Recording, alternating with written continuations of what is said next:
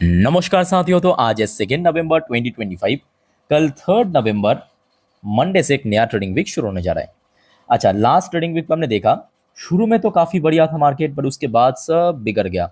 और खास करके लास्ट डे निफ्टी 50 क्लोजिंग दिया फिर से 26,000 के काफ़ी नीचे आके 25,722 पॉइंट पे लगभग 0.60% गिरावट के साथ।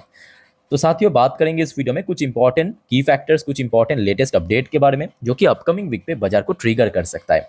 ऐसे में अगर मैं आप सभी को पूछूं कि सर आपको क्या लगता है, मतलब क्या बाजार यहाँ से ऊपर की तरफ बढ़ेगा और एक और बार 26,000 या 26,000 को क्रॉस करने की कोशिश करेगा, या आपको सर ये लगता है कि नहीं, अभी जो स्थिति है बाजार नीचे गिरने का बहुत बड़ा चांस है और इस बार अगर नीचे गिरा तो लगभग 25,500 इसको क्रॉस करके नीचे आ जाएगा, या सर आपको ये लगता है कि नहीं, अभी कुछ दिन और यहाँ पे कंसोलिडेट कर सकता है। तो जो भी आपके अनुसार लगता है प्लीज़ कमेंट करके बताइए कमेंट बॉक्स में। अच्छा, अब चलिए एक एक करके जो इंपॉर्टेंट की फैक्टर्स बाजार को ट्रिगर कर सकता है आपके साथ में शेयर करता हूँ। देखिए, पिछले 2-3 हफ्तों से बहुत सारे बड़े छोटे कंपनी बैंक्स के रिजल्ट आउट हुआ और याद रखना अगले हफ्ते भी बहुत सारे कंपनी बैंक्स अपने Q2 की अर्निंग प्रेजेंट करेगा। उनमें कुछ बड़ा नाम जैसे कि भारती एयरटेल हो गया, टाइटन हो गया, अदानी एंटरप्राइज, ये तो सब आपके निफ्टी की पार्ट है। अदानी पोर्ट हो गया, ये सब आपके निफ्टी की पार्ट है।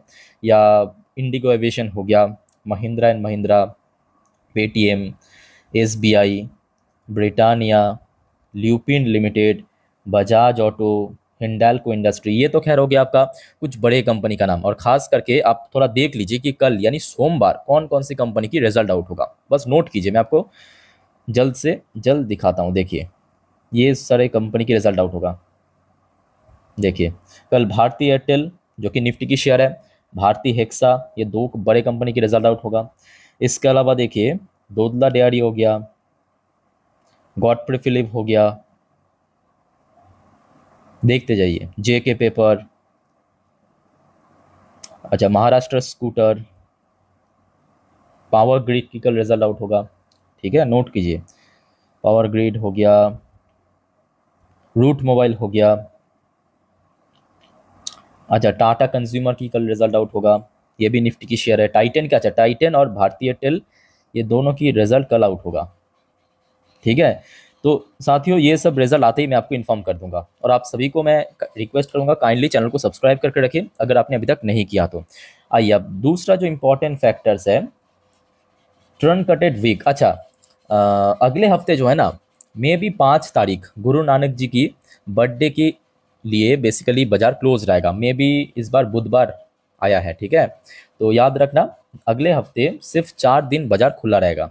अच्छा, कुछ मैक्रो इकोनॉमी डेटा आउट होगा भारत की। एक तो हो गया आपका मैन्युफैक्चरिंग पीएमआई और दूसरा हो गया आपका सर्विस पीएमआई। और मैं कहूँगा इस बार जो सर्विस पीएमआई डेटा है वो बहुत इंपॉर्टेंट है, क्योंकि आपको पता होगा अक्टूबर से ही जो 50% टैरिफ भारत के ऊपर इम्पोज हो चुका है, मतलब इफेक्ट में आ चुका है, तो सर्विस सेक्टर बुरी तरह इम्पैक्ट पड़ सकता है। अच्छा, थोड़ा सा मैं आपको आगे बढ़ने से पहले थोड़ा डेटा दिखा देता हूँ। जैसे कि आपको पता होगा हर एक महीने के ना 2 बार आउट होता है। एक बार आधा महीने की जो डेटा वो आउट होता है आपके 22-23 तारीख के आसपास, और जो पूरा महीने की डेटा आउट होता है वह है नेक्स्ट मंथ की शुरू में, वही 2-3 तारीख के आसपास, जो कल आउट होगा। ठीक है, अच्छा, आधा महीने की डेटा इस बार हमने देखा था, मैन्युफैक्चरिंग पीएमआई खास करके था 58.4, जो कि पहले से बेटर, मतलब प्रीवियस मंथ से बेटर।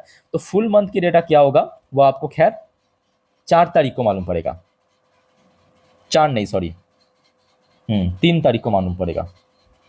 3 तारीख को, 3 या तो 4 को मालूम पड़ेगा, यहाँ पे जो भी है आपको मैं जानकारी दे दूंगा। ठीक है, आते ही मैं आपको जानकारी दे दूंगा, डोंट वरी। कल अगर आउट हो गया कल ही दे दूंगा, अगर परसों आउट हुआ परसों ही दे दूंगा। ठीक है, अच्छा, सर्विस पीएमआई मैं कहूँगा इस बार बहुत इंपॉर्टेंट, बिकॉज यूएस ने टैरिफ इम्पोज कर दिया। और इस बार जो आधा महीने की डेटा आउट हुआ था, मतलब अक्टूबर की, वो थोड़ा सा ड्रॉप भी हुआ था। प्रीवियस मंथ पे जहाँ पे था 60.9, इस बार 58.8 की जो आधा महीने की डेटा आउट हुआ था, तो ये डेटा भी, अच्छा ये रेट आपके 6 तारीख को आउट होगा, याद रखिए, ये रेट आपको 6 तारीख का आउट होगा। तो मोस्टली चांस है इसमें इस बार थोड़ा सा गिरावट होने का, मतलब जो सर्विस पीएमआई डेटा। ठीक है, तो ये दो डेटा आते ही मैं आपको जानकारी दे दूंगा। उसके बाद आ जाइए, अच्छा, कुछ globally development related to trade deal. Trade deal तो एक बहुत बड़ा मुद्दा है जो कि भारत के साथ, आई डोंट नो कि कब तक वो खत्म होगा या नहीं होगा, इस जन्म में होगा या दूसरे जन्म पे होगा, बट देखते हैं। इससे रिलेटेड कुछ अपडेट आता है तो मैं आपको जरूर जानकारी दे दूंगा। Trend in major international market will also closely tracked for directional cues, ठीक है। तो ऑब्वियसली बात है, ये भी एक बहुत बड़ी मुद्दा है आज की डेट में।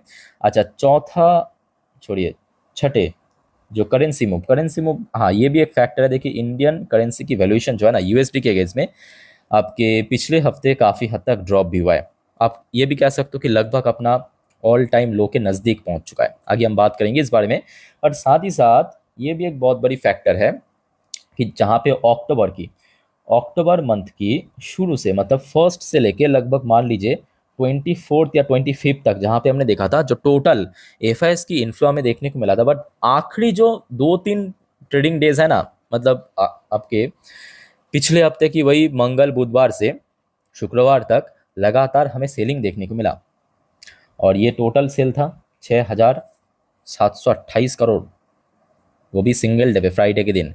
तो ये भी मैं कहूँगा एक बहुत बड़ी फैक्टर है, बिकॉज आप समझ पा रहे हो एफआईएस की इन्फ्लो अगर नहीं आया बाजार में, कोई सस्टेनेबल रिकवरी तो एटलीस्ट नहीं होगा। जो आपको मैं इसके पहले भी बार बार कहा था कि एफआईएस की इन्फ्लो होना चाहिए, तभी जाके कोई सस्टेनेबल रिकवरी हो सकता है, ठीक है। अच्छा, साथ ही साथ देखिए ये चीज़ को भी आपको याद रखना चाहिए, जो लास्ट डे आपको मैं दे चुका हूँ ऑलरेडी अपडेट, कि इस बार भारत की जो ऑटो कंपनी की सेल्स की रिपोर्ट आउट हुआ, यहाँ पे 2 एक्स फैक्टर है। सबसे पहले एक्स फैक्टर आपकी जीएसटी रिफॉर्म और दूसरा एक्स फैक्टर है फेस्टिव सीजन। तो इस बार जो है भारत की कार सेल्स या ऑटो सेक्टर की सेल्स रिपोर्ट काफ़ी दमदार आया। Car sales hit record high in October 2025 as festive cheer and GST cuts drive demand. तो मोस्टली जो कार मतलब ऑटोमोबाइल मेकर्स है, चाहे हम बात करें यहाँ पे टाटा मोटर्स है, मारुति सुजुकी हो गया, आपके महिंद्रा एंड महिंद्रा हो गया, हुंडई हो गया, मोस्टली डबल डिजिट में इस बार ग्रोथ रखा है। कोई 20%, कोई 25%, तो कोई 10-12% तक भी ग्रोथ रखा है। तो ये भी एक बहुत बड़ी फैक्टर है। कल मोस्टली चांस है कि ऑटो सेक्टर में एक अच्छा मूवमेंट होने का। बहुत सारे ऑटो कंपनी आपको निफ्टी की पार्ट दिख जाएगा, जैसे कि टाटा हो गया, आपके महिंद्रा हो गया, सुजुकी हो गया, बजाज हो गया, पहले हीरो था, अभी तो हीरो बाहर हो चुका है, ठीक है।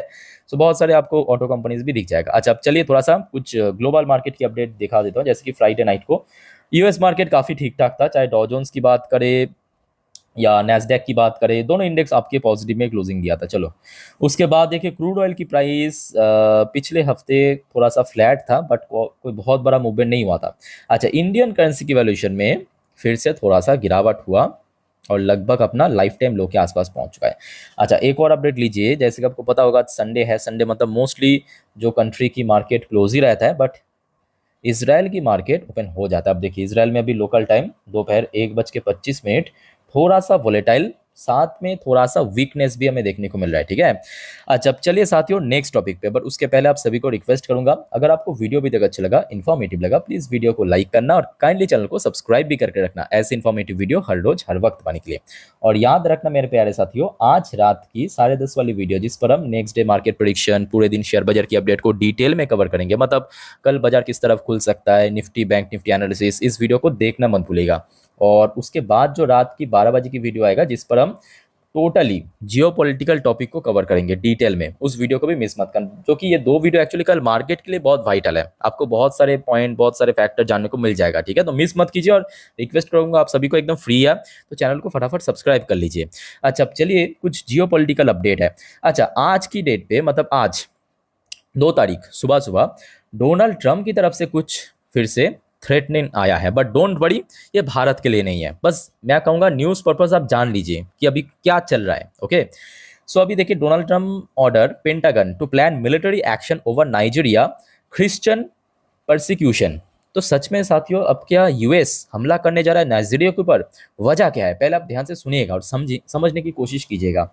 और आप लोगों का क्या इस पे राय है या विचार है, कमेंट करके प्लीज़ बताइएगा। हम मतलब मैं हर एक से निवेदन करता हूँ।